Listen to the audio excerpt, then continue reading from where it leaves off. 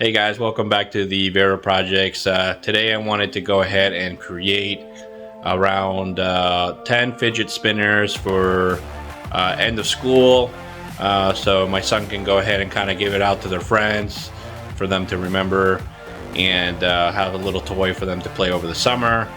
So I went ahead and 3D printed them, and let me show you a little bit of the time lapse on how it went. Okay, so here you go. Here are the ones that I printed out. And so I printed out the fidget spinner. This is basically what it looks like. It came out really good and really nice. And then I printed out the little caps that actually go on the bearing. And I bought a set of like 10 pack of bearings for you to go ahead and put on. This is kind of what they look like.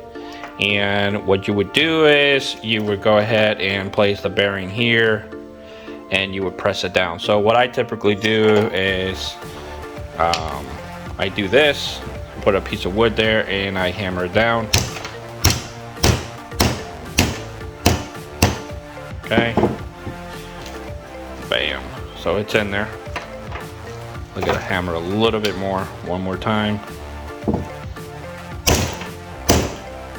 Okay, sorry for moving the camera, I'm using one hand today. So here's the bearing inside, and what you're gonna do is you're gonna put these caps on. You just press them in there.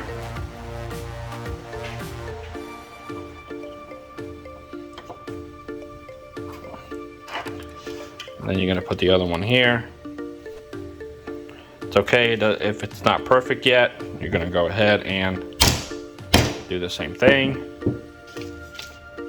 And there you go, your fidget spinner. So yeah, it was a pretty cool project to do for the kids.